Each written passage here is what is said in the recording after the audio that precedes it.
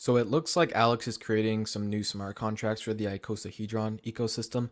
And in this video, I'm going to take a look at his update on the Twitter, and I'm going to give my thoughts and opinions on some of the new features and what I like about it. So first things first is we are essentially migrating our old tokens into new tokens.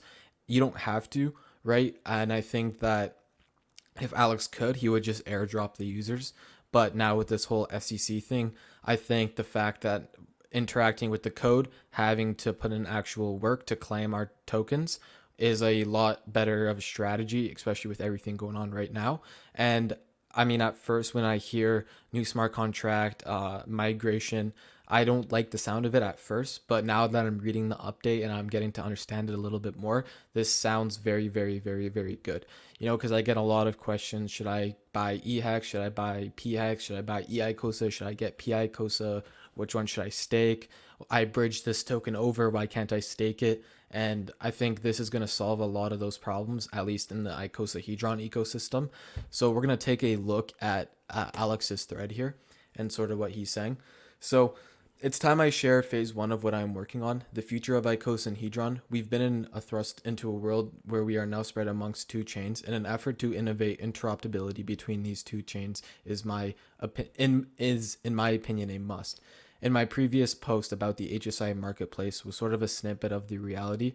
This is more or less of a relaunch of Icosahedron as one protocol named Icosahedron. So I'm probably gonna let you guys read through the rest of this, but that's sort of the gist of it. Is he teased us with a new HSI marketplace, but that's only really the beginning of what we have coming, and there is a lot of good stuff to unpack here. So first things first is any HSIs, they all maintain their same old features. You can upgrade them to get to the new HMIs, which I'm thinking they look pretty good to me. And I'm gonna get into that a little bit more into the video, but it looks like either way, you like the hex stake will still act like a hex stake, but if you upgrade it, you'll have more features like being able to claim certain airdrops, and you can have multiple owners now, and we don't need to tokenize and detokenize them into NFT form. It looks like they're just going to automatically be like that. Now into this next slide here, this is where the good stuff I think starts coming in. So batchman support. I think a lot of this update is just fixing not inefficiencies, but just making the smart contract more efficient, right, and just simplifying more things. And on top of that, we have the leverage borrow Hedron. So Hedron can be borrowed against an HMI up to 10x. This will 10x the fees, 10x the repayment speed. It's a linear thing. 2x leverage would double the fees and double the repayment speed. I think this is an extremely cool feature. And the reason why is right now, Hedron is 90%, more than almost 99, maybe 98%, 97% below its ceiling price in terms of hex.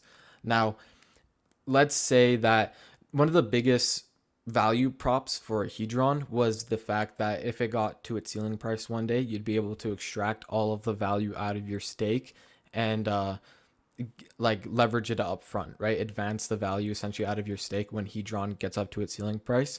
But the issue was that's sort of conditional on Hedron being at its ceiling price. With this, if you have 10x leverage and let's say Hedron is only 90%, so it's 90% off its ceiling price, 90% down. If you have 10x leverage, you'll still be able to extract the max value from your stake. Now, I don't recommend playing with leverage. I don't recommend like messing around with any of that stuff. But one of the things I did hear about hex staking, what I do hear about hex staking, is that it's like planting a tree, right? It's a long, gradual, slow process, and you have to wait. And at the very end, you can enjoy the fruits of your own labor. And the thing is let's say your coin does 100x and you can sell the top and buy back the bottom. You're going to make way more like coin doing that than you are staking. But the good thing about staking is that you're able to delay gratification and actually hold out those coins to the very end. What's cool about this borrowing system and this leverage borrowing system is now if let's say Hedron's 30% off its ceiling price, 50% off its ceiling price, 70% off its ceiling price, you're still able to like maybe leverage your stake. So let's say in like this perfect example of this perfect world, You are able to leverage let's say you do a 5x leverage on your Hedron stake at the exact top and you transform it into USDC. What you could essentially do is just repay back the fees as the price is dropping, and this is essentially selling your stake short, right? Because you can take essentially your max value out the top, so you can extract maximum value at the top of the cycle, and then you can just repay it as the prices start to fall down. And this, again, completely theoretical. I wouldn't recommend playing with leverage, but this is already giving me cool ideas of what you can actually do with these systems, right? Because I mean, if you're confident in selling tops and buying bottoms, and your hex is already staked, and let's say you have a bunch of these HMIs anyways, you don't. I guess it matters if you get liquidated, but maybe it has a little bit of an asymmetrical risk to return. Maybe that's a cool feature set that is coming here, right? So that's something I've already been sort of thinking about. Is now that we don't need Hedron to be at its ceiling price, we might see a lot more people taking advances, especially once we get into the bull market. Maybe lots of people decide to take advances. The only risky part is obviously you're playing with leverage, and if you're playing with leverage, there's a good chance you might get liquidated, or you will get liquidated on a long enough time frame. So there is that. So more of the back to more of the features here. Fees calculations have been reworked to support number 3. Portion of these are given to Icosa for distribution. So it sounds like, let's say you take 10x leverage out, it sounds like you're going to have to pay back your leverage 10x faster than you would on 0 or 1x leverage. And I think you'll have to pay back like 10 times the amount of money, right? Because you borrowed 10 times the amount of money. I believe you'll have to pay back 10 times not 10 times the amount you borrowed, but that same amount, I believe you'll have to put back, at least in terms of Hedron, right? Not in terms of like the US dollar value, but I think in terms of Hedron. So there's that. And auctions will now have a duration randomly selected between 24 and 72 hours. This is a disincentivize bots. So I think this is another good feature set to, I guess, streamline the system a little bit more. Because I know on the Pulse chain, there was that bot that came in and swooped up a whole bunch of those T shares. So this is nice that, I mean, like, it's not just bots, and like we can have real people actually bidding on these stuffs a little bit more, or at least mitigate bots as much as possible. And that's the same thing with the auction time extension, just more streamlining. This would probably get a little bit like this. The auctions are going to get intense. They already were intense, but I think these are going to make them even better. And when starting an auction, you can start a bid higher if you wish. No need to bid after. When starting an auction, you can set the starting bid higher if you wish. No need to bid after starting to do this. So it sounds like instead of when starting an auction before, you would just do the base model amount. It sounds like if you wanted to, you could do 10x the base model amount or 100x the base model amount. So I think that's what that means. Bidding in an auction incurs a fee, and I think that gets distributed to Icosa stakers. And bidding can now done with Hedron from either chain. So if you have eHedron or pHedron, you can bridge it over and interact with a smart contract, and you can bid with either of those tokens. So if you have eHedron or pHedron, let's say you bridge eHedron over and you want to bid on a Pulse chain HSI, you're able to do that. You don't have to like do these crazy swaps and like find the liquidity pool and this and that and this and that. So I think this is very good, just streamlining the whole ecosystem just in general, right? So more slides. This is the Icosa stuff. This is going to get exciting. This is going to be great once I get to actually look at the data, and once the stuff comes out, once I get more of the numbers, we can look at all the yield. It says, though staking is now called mining, the bonuses have been fixed with a sliding scale to ensure the bonuses exceed compounding. So I think in the original Icosa contract, there was bonuses for whales, sharks, dolphins, etc., etc., etc. And there was an issue with the code, and those bonuses weren't actually handed out correctly. And that allowed compounding to be extremely effective. So what it sounds like, maybe here a longer stake could pay better than a shorter stake. That's not to say shorter stakes aren't necessary, but maybe compounding the shorter stakes aren't the best method anymore. We'll have to, I mean, if he says it here, it's probably true, but we'll have to actually get into the system. I'm sure there's a way to compound, but maybe it's not the same strategy as before with just all 90-day accounts, right? So, and it also says users can have multiple miners in a single wallet address. So again, more streamlining stuff. Like you don't have to deal with 25 wallets, which I'm extremely happy for. It's going to be, I guess, annoying to now have to migrate everything back into maybe one wallet. I might do some calculations with the fees and see if that's even worth it on Ethereum or if I should just leave it as is. It'll probably be worth it, especially now. Like we're still in the bear market with the fees, right? So there's that. But again, more streamlining stuff, just making everything easier for everyone, I believe, and making everything a little bit less confusing, right? P Icosa, E Icosa, can I stake this, there, this, that, right? It gets confusing. So this is going to be, it reminds me of like a layer 0, right? Like interoperability, having your two chains or multiple chains talk to each other, right, with a smart contract. So that's what I kind of look at this as. So HMI buyback will pay more Icosa if under the ceiling. Using Hedron borrow leverage, this provides a dynamic ceiling. Extra Icosa from the leverage will be auto locked into a mining ladder to make this less of a dumpamental.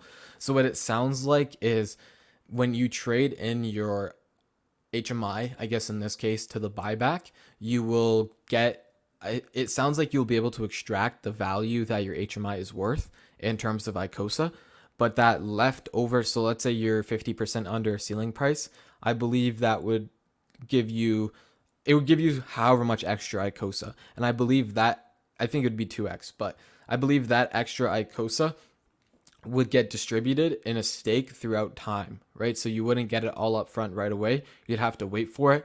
But now, just like with Hedron, it doesn't make sense to do the advance. Well, like I guess you could say it didn't really make sense to do an advance if you're 99% off the ceiling price. So you're just getting like pennies on the dollar. Same thing with the HSI buyback on the old contract in a way, where if you were below the ceiling price, it didn't make a whole lot of sense to trade in your HSI unless you got like a discount on auction or you needed to liquidate it for some reason. But those are like rare cases, or at least randomly needing to liquidate. That's more of a rare case, right? But now with this, it sounds like if you need to extract value up front, you'll get it. But whether or not it's worth as much after your stake's over, that's up to the liquidity pools, right?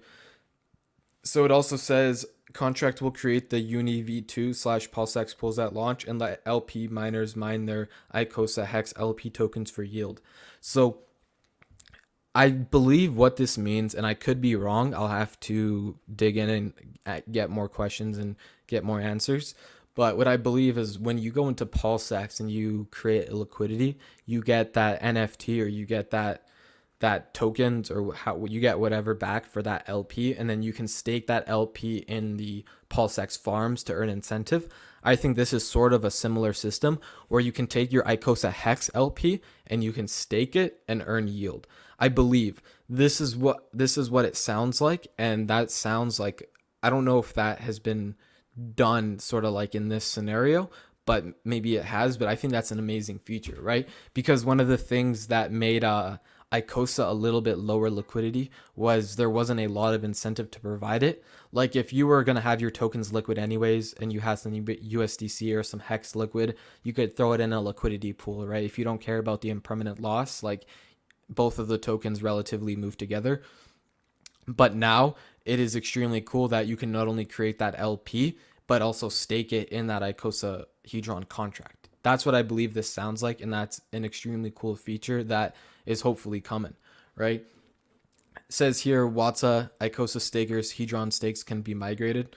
So it sounds like all your stakes, Watsas, Icosa, Hedron, they can all be migrated. Cross-bridge tokens can also be used to create miners. For example, eHedron, eIcosa, and eHex can all be used to create Icosa miners on Pulse Chain and vice versa. So I'm not exactly sure what that means by create miners. Maybe what that means is you can use the bridged in tokens to interact with the smart contract in whichever way. I'm not sure if you can take your eHex and make an Icosa miner. I'm not exactly sure how that works, but I think there is a way where we'll get into the next slide in the HMI contract where you can use Hex and Hedron to bid on the stuff in like not quite a liquidity pool, but a bid and ask spread, I guess you could say.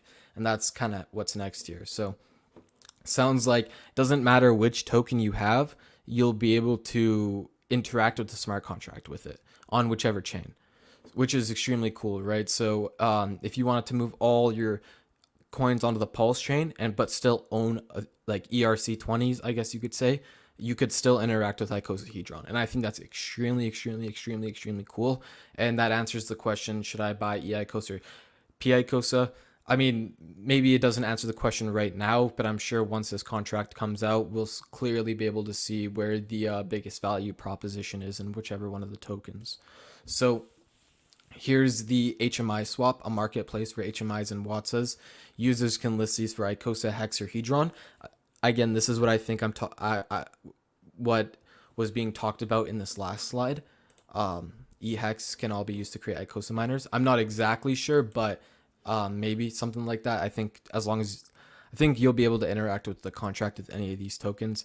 Anyways, this will be set up visually as a bid and ask discount spread, which tracks the yield curves of all listed HMIs. So basically what I think is kind of on OpenSea, that's sort of like a bid and ask spread. So you have an ask price, which is the price your NFT is listed at, and you can have people bid on it, and you can accept the bid or you don't have to accept the bid. And if someone wants to just take your ask and like take you up on that, they can just buy your NFT or your HMI or whatever you want to buy in this case. So I think that's extremely cool, because with the auction house, it's an auction house, right? You're bidding against someone at that same time.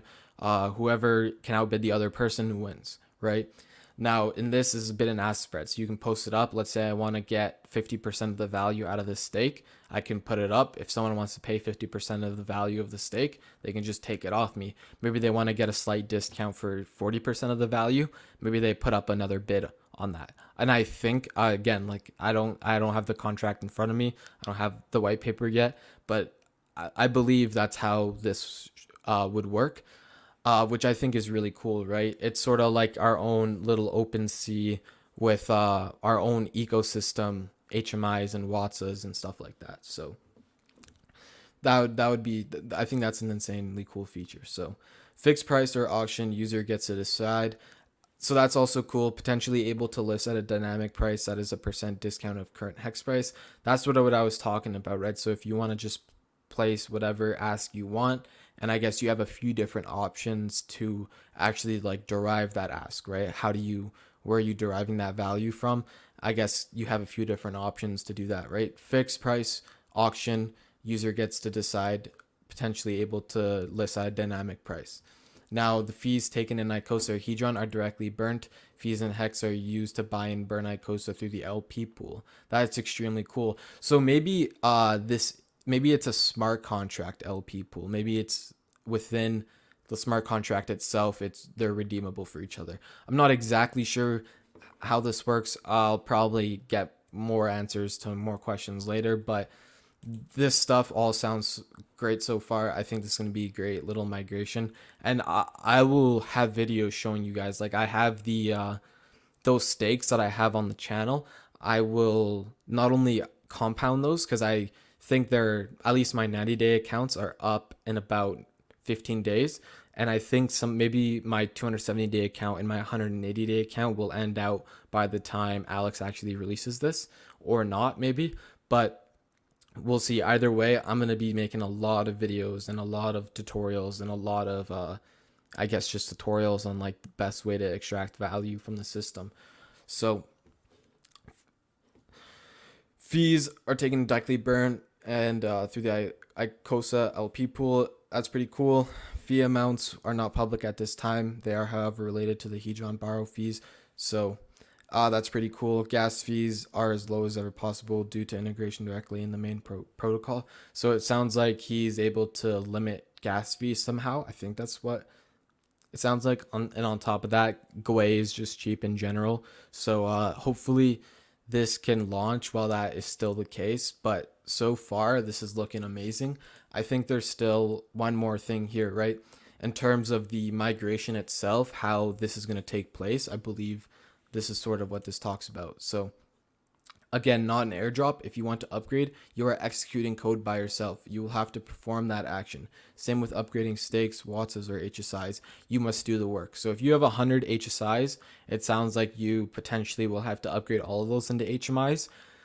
It doesn't sound like you absolutely have to, especially for an HSI. Like if you really care about the leverage borrow features, then definitely do all of them or however many you want. But if you just honestly care about the hex stake and you just want to end the hex stake when it's over, it'll still function the exact same way whether you upgrade it or not. Right? Immutable code. So liquid coins can be migrated for 30 days after launch. After 30 days, the redemption rate is cut in half. After 60 days, half again. Redemption is disabled at 90 days. So it sounds like we're going to have a little time period. I'll probably have a bunch of updates coming out how to do it and when and like best times, blah, blah, blah, all that stuff. But it sounds like you're going to have your set time to get everyone over there. And if you miss out, you sort of miss out. So I guess it'll be good to like pay attention, give Alex a follow on Twitter, subscribe to the YouTube so you can actually get updated when this actually happens, right? Because I'll be here posting the tutorials and stuff. So Icosahedron stakes can be migrated. Exact details to come later.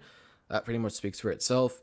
Watsa can be migrated at any time forever, no restrictions. Maybe Watsas get cool features if they upgrade. Maybe they don't get cool features if they upgrade. But either way, you're able to upgrade them at any time into perpetuity, it sounds like. Old liquid tokens migrated into the system are locked into the contract forever. So that's very interesting because that'll take a lot. What I think that'll take a lot of the supply of Icosa off the market. And let's say during this migration, you have a lot of people like maybe they want to just buy the old coins up and migrate them over. Maybe that pumps up Icosa an insane amount. Maybe that's a catalyst for some reason for a pump. But again, that's just speculation. But extremely cool stuff. Maybe there's still a play with the old tokens, right? I got a lot of them. Maybe I might leave some old tokens left over and play with them, but who knows, right? Maybe everyone just socially consensusly just moves over to this new system and just calls it a day, right? But we'll get to see. I think Alex says no expectations of profit from the work of others, and not only that, no expectations that he's even going to finish this, right? Like he doesn't need to. This never needs to come out. Icosahedron are technically finished products. They're immutable code. This is just add-ons, right? This is going to be great if this does come out, but if it doesn't, no biggie, right? No expectations of profit. So I mean, this is a lot to unravel right away. I think I'm going to post more videos as we get more information. I believe hopefully I can get Alex on an interview and we can go over this project in a little more depth. But yeah, so far so good. I mean, poly considerations, I'm not really too sure about this stuff. If you guys want to take a read from it on your own, but I think this is like the poly contracts, and like they had some old I don't know if they had Hedron and Icosa stakes, but I know they have. I know they were doing some stuff with the contracts. So, if that affects you, you can take a read through that. But in terms of the actual Icosahedron stuff, I think it's pretty well covered. If you guys have questions, leave them down below. But I think this is honestly great. When I first hear migrating to a new smart contract, like it's not the best thing I like to hear. Like lots of coins have that, and it's not the greatest thing, but I think in this community, this ecosystem, and this actual idea that he has like sort of laid out, this is perfect. Like I don't see why you wouldn't want to migrate, right? Because now with this new smart contract, you'll be able to interact with both chains with both tokens, bridged or not, right? So this is going to be great. Again, if you have questions, leave them down below, like and subscribe. Like the video because that'll pump it in the algorithm, and now more people will be able to find Icosa or Hex, and we'll be able to onboard more users. But yeah, I mean, that's all for me. Thank you guys for watching.